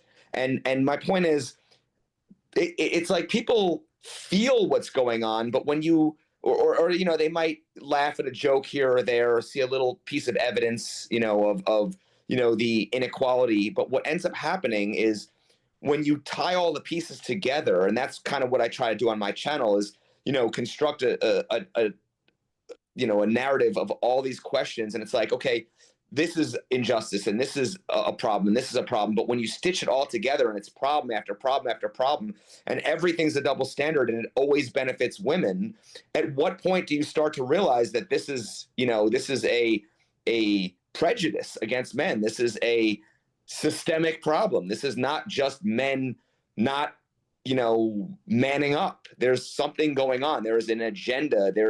And that's what I'm trying to do is basically build a case so people can realize that, okay, we actually have to take this seriously because we are not going to negotiate our way out of this, and we are not going to let this problem solve itself. Yeah. Yeah. Well, it is a problem. And like I said, though, I do think that things are changing. I think the conversation is shifting in a big way. And I'm here for it. I'm glad, because I think that, like I said, our talking points, 10 years ago when I started this, if I came up to someone, I remember I was on a flight to the International Conference of Men's Issues in 2016, I think, and it was in England. And so it was my first time in the UK, and I flew, and I was getting on to customs in the UK. And, when you go into customs, they ask you all these questions about why you're entering their country. And so the woman at customs asked me what I was there for, and I told her I'm there for a conference, and she said, "What's the conference about?" She's quizzing me, and I said, "Oh, it's the International Conference on Men's Issues." And she immediately scoffed and said, "Men's issues? What issues do men have, right?" Yeah. Yep. And I was like, "Well, you'd be surprised, But of course, at the time, I didn't expect her to be sympathetic. But nowadays, if somebody asked me what I do, which happened to me the other day, I went to go pick up a new car, and the guy was driving me in the Uber to North Carolina because I had to go there to pick it up. And he asked me what I do, and I said I run a podcast, and he asked me what it's about, and I told him, and he immediately was like, "Oh, I have stories for you." And he told me a bunch of stories, and he said that, he had all these issues with feminism and where we're at now in our culture. And he was an old guy. He was in his 70s, but so it wasn't he wasn't one of these, what you'd expect from somebody of that age, that they kind of have their values that comes from their generation and they never let them go. He's actually had a lot to say about it. And part of it is because he has a bunch of sons and he's worried about his sons and his grandsons. So, I think the conversation is shifting in a big way. I see that as well. And I agree with you. And I am hopeful. The one thing that I would like to try to get people to wake up to, though, is that feminism is not the only problem that we're dealing with. Do you agree with that? Do you see that? I do, but I think here's the thing, though. In my opinion, I think it depends on how you define feminism. I think that our whole society is feminist. It's just how much. So the thing that at the core of what feminism is this idea that men have throughout history oppress women at the expense of women and to the benefit of themselves. And anyone who believes that is basically a feminist. Even when you said, I don't want to, I think you said something like, and I don't want to misrepresent you, so correct me if I'm wrong, but I think you said something like, I don't want to necessarily return to patriarchy. Is that something that you said or something like that? I think that there. Yeah, because in a way, what ends up happening is if the man is expected to be the leader, then it's just going to end up with more blaming men. In other words, if you don't get a good outcome, then it's your fault because you weren't a good leader, or you know what I mean? Is that what you mean? Yeah, is that what you mean by patriarchy then? In a way, because I think patriarchy is the idea of the man being the head of the household, the man has to be the leader, and man has to be in charge. I just think that I guess more so it's the misandry is the issue, and feminists, there's modern misandry, which is feminism, and there's traditional misandry, which is chivalry. I think that you know. But feminism is exploiting chivalry, though. Well, I mean, Like, do you think that because there's feminism is women appealing to men, to men to get them what they want. Like, if feminists, women can't do anything without men. Like women couldn't run society without men allowing it, right? Or even helping them. So like when women got the vote, it was men that gave it to them, right? It was actually mostly women that were against it because they didn't want women to be drafted into war. So anytime, what I'm saying is, even now in this society that seems to be run by women, it's only doing that because men are allowing it. If men tomorrow decided that women were not going to have power anymore, they wouldn't have it and there wouldn't be anything they could do about it. Great point. And now, so building on that premise, would feminism have been a movement that's gained any traction without the help of men? No, it wouldn't. So, but I mean, that doesn't mean that we don't live in the feminist framework, because the lie is that patriarchy would be harmful to women. It isn't, because patriarchy is, like, we still live in that model because ultimately men, even now, are still responsible. They just don't have any authority. So they have responsibility but no authority, at least not in the small scale. And women have all the authority and no responsibility, which is why they're never accountable for anything, but they can do whatever they want. I understand that. I'm saying that if men weren't chivalrous or gynocentric, how would they have enabled feminism? I think that's kind of. Yeah, I think that the way it, I know, I see what you're saying. I don't disagree. And I think that gynocentrism and feminism are like, well, it's like you said, two sides of the same coin. Like, they work together. One does not work without the other, right? So you can't. Feminism only exists because men allow it, but gynocentrism is what makes men do that, where they're like, well, we should be doing this for the women, right? Yeah. Whereas maybe before, like, you know, what it meant to be chivalrous was more about like being a samurai in Japan. You know, there was like a code and all these other things, but there was great honor in doing that. You know, today it's just like how you treat women. It's not, and that's it. And that's just a small sliver of what it really used to mean. But I mean, none of those things are demanded of us anymore. So, but don't we have a chivalrous family court system? I mean, obviously, it's based on it's based on serving the woman or catering to the woman's needs or things like that. So I think that. Well, you could say that they just serve themselves because they make a lot of money doing that. Right. And they just use women as the tool, like using female victimhood to make money is sort of like, I think that's the family courts. That's feminism itself. That's like everything else that's come from it. They have jobs. Like, as long as women are seen as in need, people have job security. They get their pensions, they get their tenure, they get their, their NGOs, whatever it is. So yeah, you could say, I don't disagree with you. I'm just saying maybe we're just talking past each other a little bit. Well, I mean, it obviously it's confusing. There's a lot of nuance, but I think what it comes down to is, if our goal is not equality in as many aspects as we can try to, shoot for or aim for, I think that you know what I mean? Like if the pendulum swings too far in one direction, there's an inequality. If it swings too far in the other direction, there's an inequality. There's always going to be an injustice. So do we want to live in a society of double standards, or do we want to live in a society of equality, or is that even possible? Can we achieve that? Well, okay. So equality and justice, I think, are different. Justice, I'm all for. Equality, I don't think is possible. I think that's a pipe dream. But justice, yes, would definitely need that. Well, yeah, I mean, obviously, people say that men and women are not equal because we're not the same, and that doesn't make any sense, because no two people are the same, but we should have equal rights under the law, correct? Well, that would be justice. That's what I'm saying. It's different. Yeah, I agree with justice. I think that we should be treated the same under the law for sure. But I don't. The word equality is like I'm not saying that women should be competing in men's sports, obviously. No, I know you're not saying that, but I think it's just using the word equality in any context is slippery, because it's it just isn't applicable. We're just not like, I'm not equal to myself on any given day of the week or any time of the day.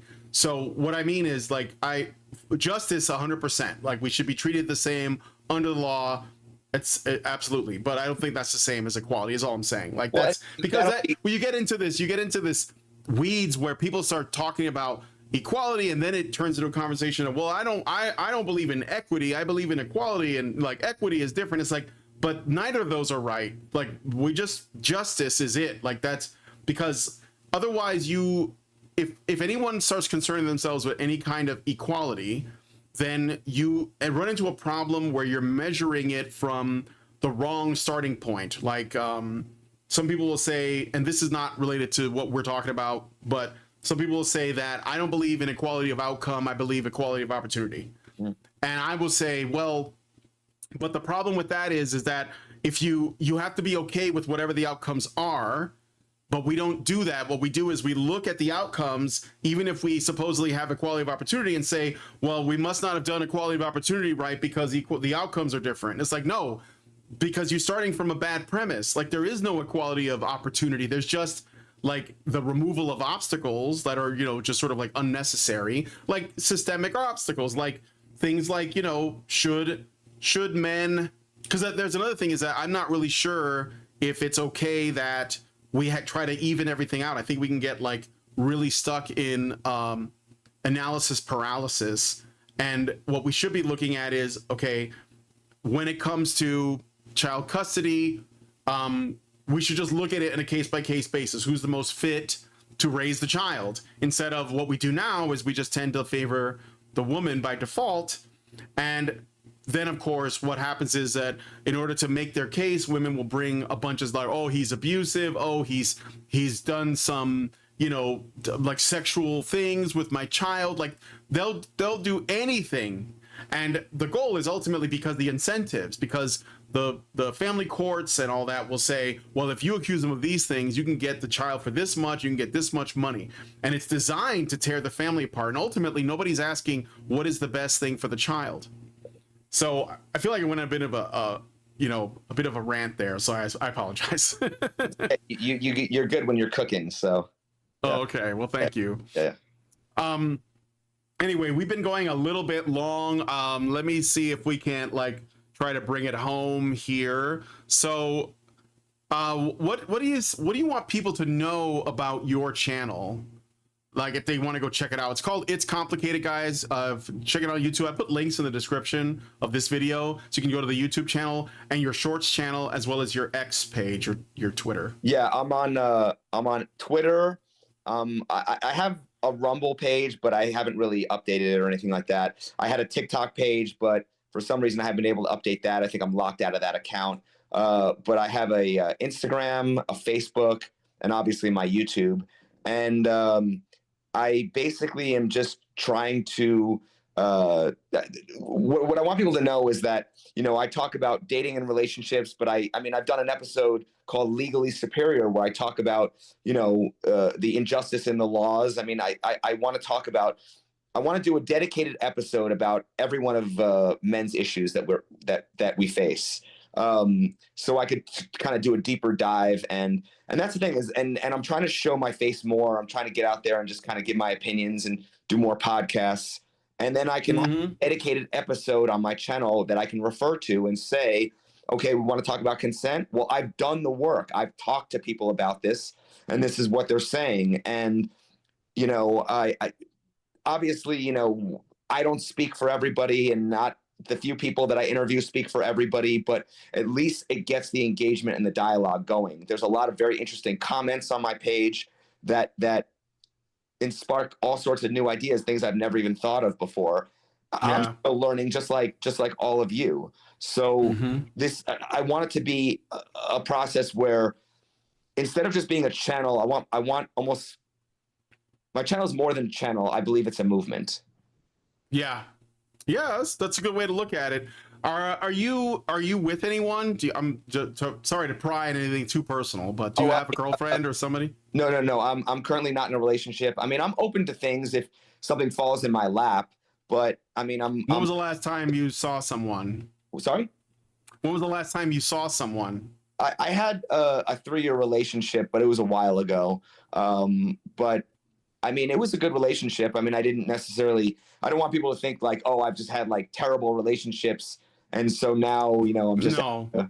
No, I didn't assume that. I was just curious if you were, what they thought about what you do. Oh, no, or no. Do you have any friends or? I'm just saying, it's funny that a lot of people immediately go to, who hurt you? Why did you create this channel? Like, you're just out to basically bash women. Yeah, that's just another way of like attacking your masculinity. Yeah, that's just another way they do it, because like it'd be like, well, if you're not just putting up with things as they are right now, then you're obviously not a real man and you must be single. That's just another way they attack your masculinity. Like, I'm married, but I don't feel like I need to tell people like, by the way, guys, I'm married, so this gives me permission to criticize women. Yeah. No, I'm just gonna criticize women if I feel like criticizing women. Like, I don't have to. My wife's way worse than me.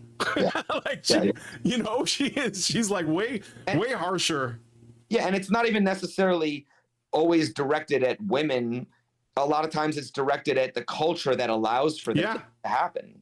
Yeah, but people, you're right. But if you even when you're just saying like, look, I'm just talking about the culture, I'm talking about the scene, or I'm talking about this activity, people's reaction is to go right to the women. Like, how are you hurting women in this way?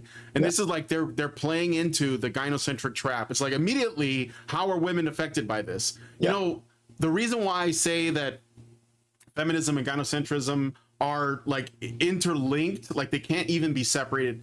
Charles Fourier, do you know who Charles Fourier is? He's the guy who, he's one of those French intellectuals. He coined the term feminism and defined it as essentially judging a society by how it treats its women. Mm-hmm. So that's what we do. That's what like gynocentrism is used for, or how it works in tandem with feminism. That's why I say they're not really separable. And when there is no such thing as a tradcon that is not a feminist, like if they're espousing the gynocentric shit, then they are, like Tommy Lauren or any of the Daily Wire people or whoever it is. I mean, unless you really get red pilled, and usually for men, unfortunately, it does require them to have like a terrible experience, because a lot of guys walk around, they think they're immune, that this won't happen to them, and then something does happen to them. I mean, nothing happened to me, but like all of the people in my life, my closest friends,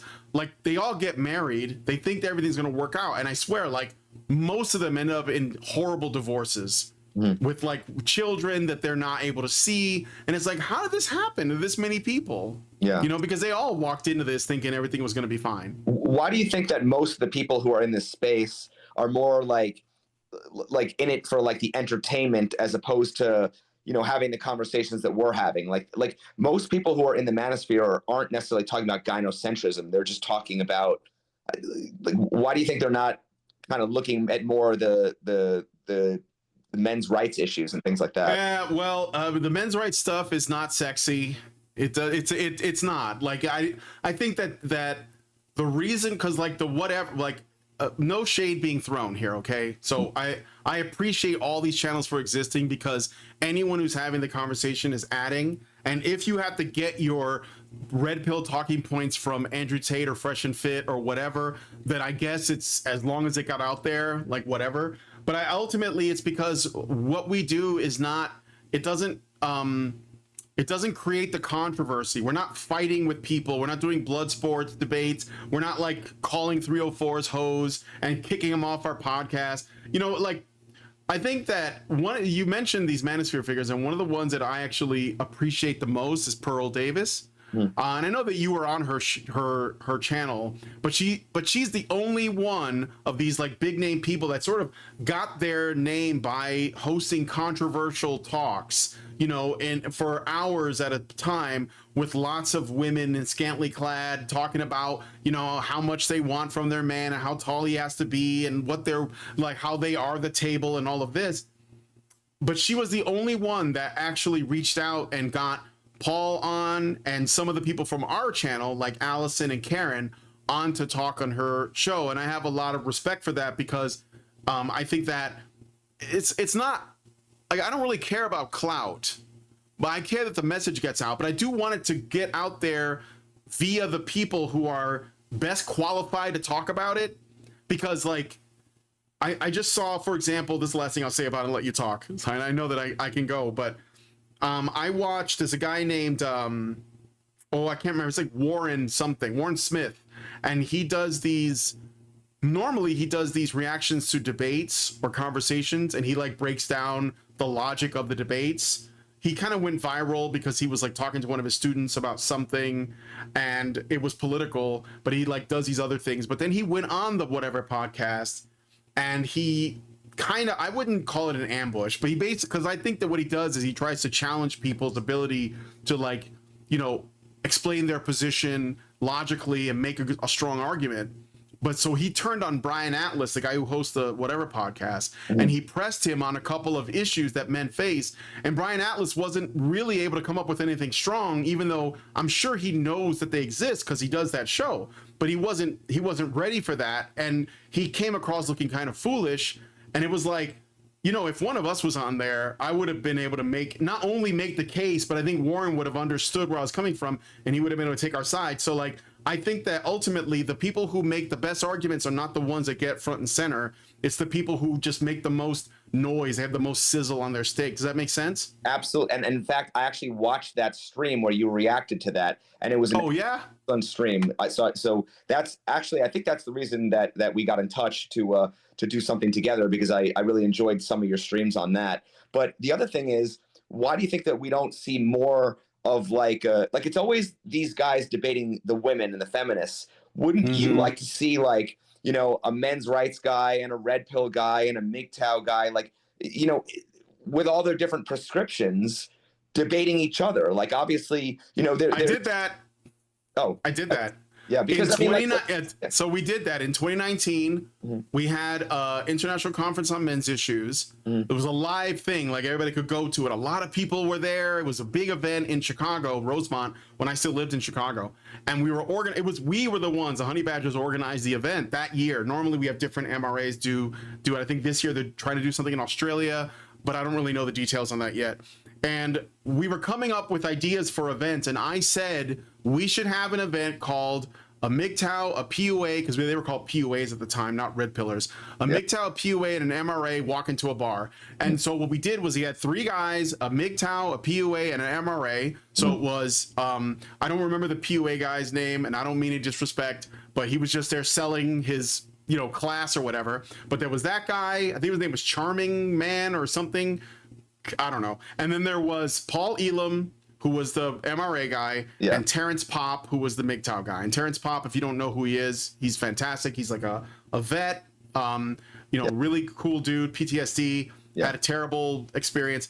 And all three of them just sat down and they debated each other on the ideas, and it worked out. You know, it was even an incel chimed in because he was in the audience, and it became a conversation that went four ways for a while. I think I would love to see more of that, because I think that, you know, because there's so many different prescriptions, some people need to be challenged on their ideas, because we're all trying to figure out the best path ahead. Yeah, and we have to be open to, like, there are going to be people with lots of different views. That's why I think that was a good panel, because you're going to have, you know, people coming from different places. You know, the last time I did a Fireside Chat guest, I had this woman on, Erin. She has a channel called Far From Eden, I think. I know all these. Yep. Oh, you know these people. Yeah. So I got to talk to her, and she has, you know, a very different perspective, but I love her perspective, because we definitely need more women to be in this space and being very vocal, which is why I support HBR, even though I'm not, you know, I have an XY chromosome, but at the end of the day, it's all about your place and your ideas. Well, these women couldn't run this thing. I have to do it. They needed a man to run, do the producing. So, But anyway, do you have any final thoughts or questions for me? Just, I would just love to be able to, you know, spread this message, you know, have more people discover my work. I mean, obviously there's a lot of people who are familiar with my work. They're just not familiar with me personally. A lot of times I'll see, you know, shorts and clips, you know, posted on other platforms, and I'm not necessarily given credit for it. So I just hope more people will just kind of like reference me or shout me out and share my work and things like that. So at least we can, I think it's a great way to kind of pull people into these ideas, because like you said, it's not always sexy to watch somebody, you know, on a podcast But if I'm interviewing people on the street, it's just it's quick, it's dynamic, it's a good way to just, Sure. get the conversation started. So Yeah, I think that what you're doing is really good because you're out there, and those men on the street, there's a lot of people that do it. But I think you're doing it really well because you are bringing this other dimension in. A lot of times guys are just like, what's your body count? So this is like way more involved. And so have you seen a lot of growth like on your channel? Is it growing? Yes and no. It goes through different periods. Like there was one point where like when people started reacting to my stuff, it blew up very quickly. But then I don't know. It's like, I don't know if shadow banning is a thing, but like sometimes I wonder if it totally is. Yeah. Stuff. But yeah, and it's weird. It's like sometimes I'll post a piece of content and then someone else will react to it and it'll get way more views, or or somebody will repost a clip and it's the exact same piece of content and it'll get 10 million views, but I've never gotten anything that's gotten that high even on my own channel, which is very weird. So I don't know what's going on with the algorithm, but I just feel like as any creator, you just got to be consistent and just hopefully, that it will just eventually catch on. Mm-hmm.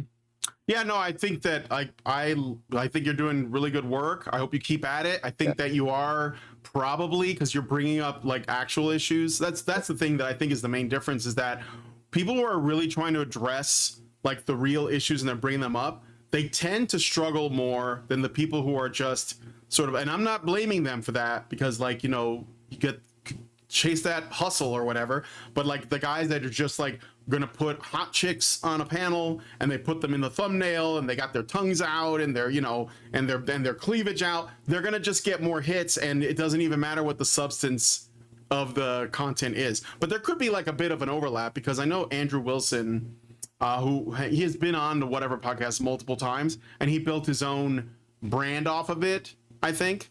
And I don't think that his brand is like the same content, but like one was used to grow the other, like a cross pollination. It's interesting. I've asked the question, why is it that the men's movement has to be entertainment to get traction, but the women's movement didn't have to be entertaining to get traction? Have you noticed that?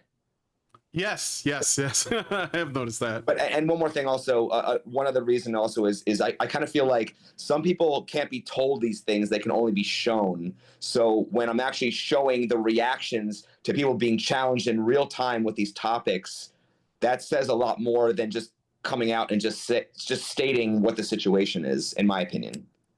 Absolutely. When people see it, it definitely sticks in their mind more. We're visual creatures for sure. All right, I got another Rumble rant from NovaFan21. He gives us $1 and says, at It's Complicated, I've seen people who claim to be on our side, but then claim channels like yours don't represent what a real woman or what the average woman thinks. What is your response to them? Say that one more time because I kind of missed that. Okay, I'll read it again. I've seen people who claim to be on our side, but then claim that channels like yours don't represent what a real woman or what the average woman thinks. What is your response to them? They're probably virtue signaling, I would suppose. I don't know. I mean, I think that a lot of I think they're trying to protect women still. Like they look at the women who are, because like, I mean, you're in Vegas, so you are going to get a certain kind of person, but you are looking for different kinds of people in that space. But I mean, like if you're out late at night and women have just come back from a party or like a bachelorette thing or whatever, and you're interviewing them, those are people being, what's the word, authentic, right? Yeah. I mean, you don't really think they're being fake or playing it up for the camera. Well, I think a lot of times, I'll have a conversation with somebody and it seems like, okay, they really get it.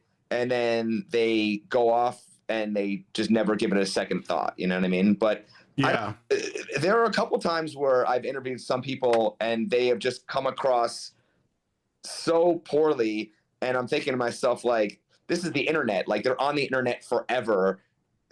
Or they just get roasted so much in the comments. It's like, how could you not learn something from your appearance on this show? But some people just double down and just say, hey, F the haters. And, this is what I believe. And so attention is attention. Yeah. So they get it, right? All right. So, yeah, that's it. I think, thank you so much. Would you be willing to come back on again sometime? Yeah, of course. Okay, cool. And we, just so you guys know, we are planning to have another get together, another like meetup. So like COVID kind of killed meetups for a little while, but now that everyone's coming out of the darkness, we're going to be doing another meetup this year. The plan is September, Calgary, Alberta. So hope you have your passport if you're in America. But like we'll get more details later, but it's going to be a Badger meetup, and Allison has some plans, some little like talks and presentations. So we should be on the lookout for that. So all right, Jonathan, thank you so much, guys. Links to his stuff is in the description. It's Complicated channel. It's great. Check it out. Lots of cool videos on there. And thanks, guys, for coming on the show. If you guys like this video, please hit like, subscribe if you're not already subscribed, hit the bell for notifications, leave us a comment.